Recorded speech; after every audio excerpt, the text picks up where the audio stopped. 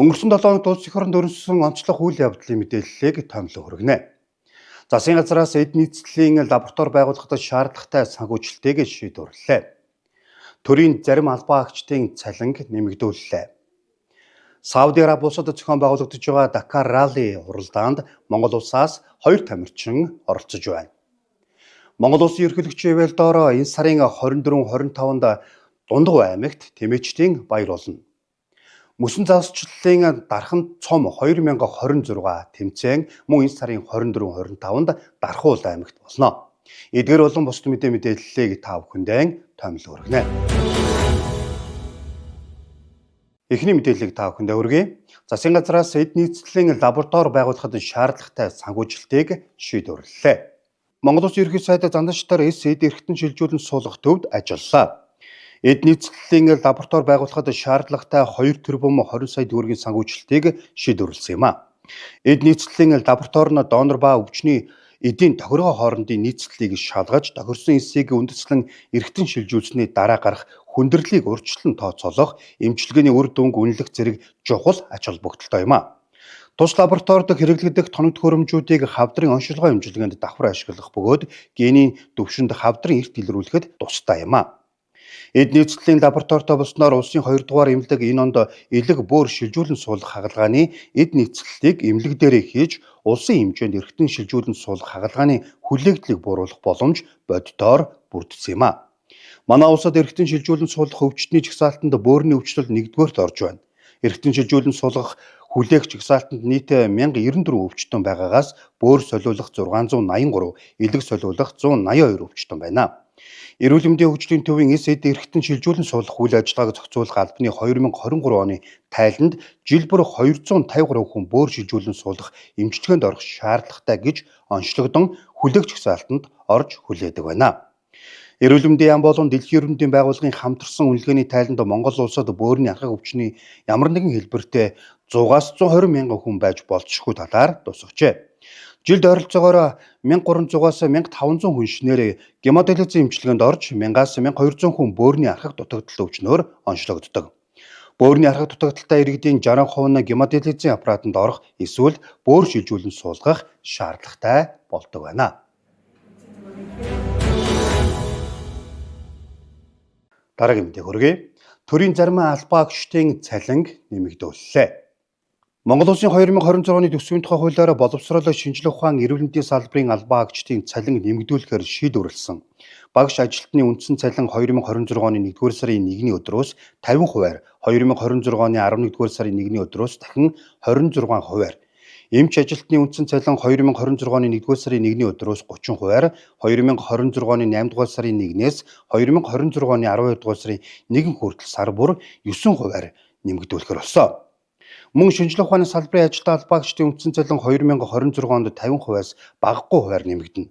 Мөн 2025 оны сүүлийн хуралдаанаараа засгийн газар нийгмийн даатгалын сангаас олгох тэтгэврийн хэмжээг 80 мянган төгрөгөөр нэмэгдүүлэх шийдвэр гаргаж энэ оны 1-р сарын 1-ээс хэрэгжиж эхэлсэн. Ингэснээр бүрэн тэтгэврийн доод хэмжээ 769 мянган төгрөг, дундаж тэтгэврийн хэмжээ 930,200 төгрөг боллоо. Нийгмийн халамжийн сангаас олгож байгаа хөгжлийн бэрхшээлтэй иргэн болон хөгжлийн бэрхшээлтэй хүүхдийн тэтгэвэр тэтгэмжийн хэмжээг 20% нэмэгдүүлж 478 мянган төгрөг, бусад төрлийн нийгмийн халамжийн тэтгэвэр тэтгэмжийн хэмжээг 8.6% нэмэгдүүллээ. Эдийн засгийн нөхцөл байдлаа сайн бисч иргэд төрийн албан агчид, эмч, багш нарынхаа цалин ахмадууд болон нийгмийн халамжийн үйлчилгээ зайлшгүй шаардлагатай иргэдийнхаа тэтгэвэр тэтгэмжийг тодорхой хувиар нэмэгдүүлж чадлаа.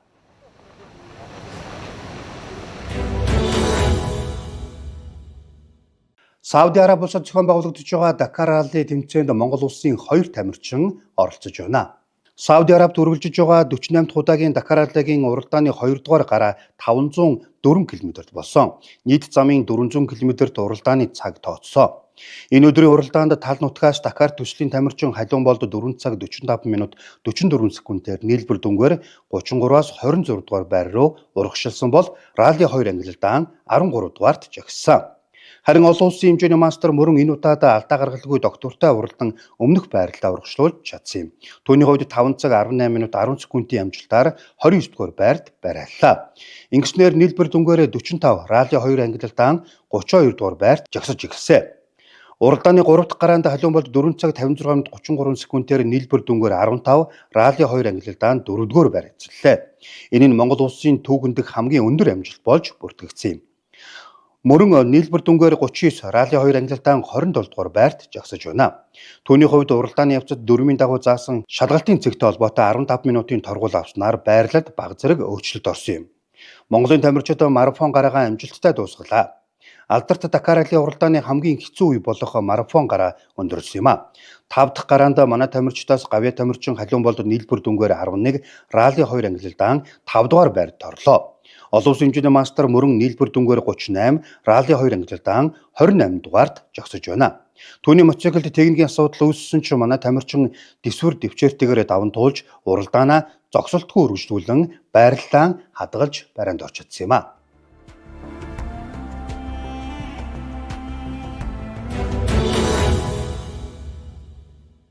Дараагийн мэдээ хүргэе. Монгол Улсын ерөнхийлөгчийн яамдаар энэ сарын 24-25-нд Дундгуй аймагт Тэмээчдийн баярыг зохион байгуулна. Монгол тэмээг зурчлах тэмээний ашиг шимийг эдийн засгийн эргэлтэнд оруулах тэмээний соёлыг түгээн дэлгэрүүлэх зорилготой тэмээний баярын үеэр Тэмээчдийн улсын зөвлөгөөн тэмээний соёлыг өвлө уламжлагчдын дунд ур чадварын тэмцээн атан тэмээ тором тайлганы уралдаан ашиг шим сайтай инг буур сайхан тэмээтэй хос шалгаруулах юм байна. Өмнөг аймгийн 70 цэцэг хотод 2016 онд Монгол тэмээ 999 болж байсан. Энэ үеэр 1108 тэмээ уралдуулсан нь Гиннесийн номонд бичигдсэн. Дэлхийн Гиннесийн дэд амжилтыг шинжилэн тогтоох уралдаанд газар газрын 1115 хурдан тэмээ бүртгүүлэн уралдсанаас 1108 тэмээ барианы зурхаал орж Гиннесийн амжилтыг шинжилэн тогтоосон удаатай юм а. Монгол улсад ирэх 8 дугаар сард COP17 болно.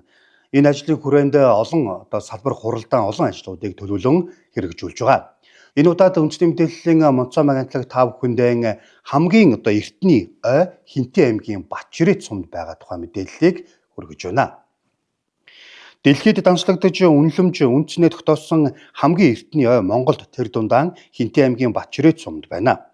Хаан Хинтийн улс нь Монгол орны зүүн хойд хэсэгт Хинтийн нурууны төв хэсгийн 3 аймгийн 9 сумын нутгийг эзлэн оршдог.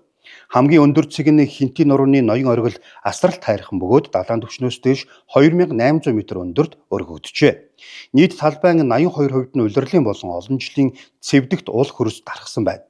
Судлаачдын үзснээр хүн төрөлхтний дэлхий дээрх ямар нэгэн байдлаар улмроо үлдээгээгүй 1.4 тэрбум га газрын ой анх яаж ургасан тэр чигтээ байгаа гэж тогтоосон. Ийм ог эрдэмтэд анхдагч үеийн ой гэж нэрлэдэг. Нэгдсэн үндэсний байгууллагын тодорхойлсноор дэлхийн ой бүрхүүлийн 3/1-ээс илүү буюу 36%-ийг анхдагч үеийн ой буюу голдуу халуун бүсийн ширэнгийн ой эзэлдэг. Гэхдээ сүүлийн 13 жилд анхдагч ой 40 сая гагаар буурсан мэдээтэй. Дэрвчлэн барууны орнуудад ийм зэрлэг ой бараг байхгүй гэхэд болно. Хаан Хинтийн дархан цаазд газрын хувьд анхдагч ойн хэв шинжээн жил иргэд тутам алданд оройтож өөрчлөгдөн хувирсаар байгаа. Гэхдээ энэ онгон төрхөөн харьцангуй сайн хадгалсан гэж эрдэмтэд үнэлдэг байна. Анхдагч ойн биологийн олон зүг байдлаараа бусдтай харьцуулахааргүй баялаг. Чухамдаа энэ нь үнд чанар үнэлэмж болохоос гадна дахин сэргээгдэшгүй баялаг гэдгийг баталж байдаг юм а.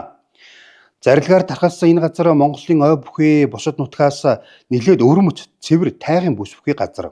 Судалгаанаас харуул энд 1150 зүйлийн ургамал 253 зүйлийн шовуу бүртгэгдэжээ. Мөн бадган хөдөр, хандгай, хүрэн багвай, чонос, шилүүс, үнэг, дорго, нохой зэх, үеийн булга, боргөрөөс буг гэд нэн ховор 53 зүйл хөхтэй амтан нутагшдаг. Түүнчлэн хэрлэн онон туул, ёсти, захар, шороот, минж, ерөө зэрэг томоохон гол мөрний их болдог Хинтийн нуруу Монгол орны төдийгүй дэлхийн экосистемийн тэнцвэрт байдлыг хадгалахад чухал үүрэгтэйд тооцогдож байгаамаа.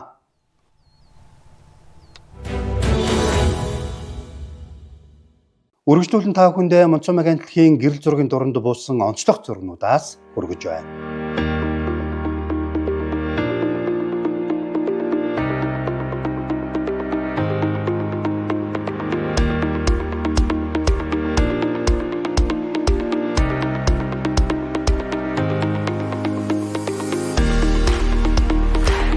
Монцом агентлагийн 21 аймаг дахь сэтгүүлчдэд зэрүүлсэн мэдээллүүдээс та бүхэндээ томилго өргөж байна. Энэ удаад Дархуул аймгийн сурвалжлагч Отгонбаатар ирүүлсэн мэдээллийг хүргье. Өвлийн спортыг хөгжүүлэх зорилгоор Дархан цом мөсний загасчлалын спорт тэмцээнийг түшиглэн өнгөрсөн жил Бурхантын өвлийн наадмыг зохион байгуулсан. Тэгвэл 12 дахь жилдээ зохион байгуулагдахаараа товлогдсон мөсний загасчлалын Дархан цом 2026 тэмцээн 1-р сарын 24-25-ны өдрүүдэд Дархан хотод болно. Дарханы загасчлалын спортын холбоо аймгийн цол даргын тамирын газар хамтран зохион байгуулж байгаа тэмцээн нь Дархан хотын брэнд арга хэмжээ гэдгээрээ онцлогтой юм. Тэмцээний бүртгэл 1-р сарын 12-ноос 22-ны хооронд захимаар явагдана. Багууд үндсэн 3 гишүүнтэй сэлгээ буюу нөөц 1 гишүүн, 1 тасгалжуулагчтай байхаар тэмцээний удирдамжид тусгасан байна. За манай Үзэгч та бүхэндээ өнгөрч 7 өнөختө улс их оронд орсон онцлог үйл явдлын мэдээллүүдийг томилго үргэлээ. Анхаарлаа хандуулсан үзэгч та бүхэндээ баярлалаа. Ирэх 7 өнөخت шинэ мэдээллээр иргэн уулзъя. Баярлалаа үзэгч.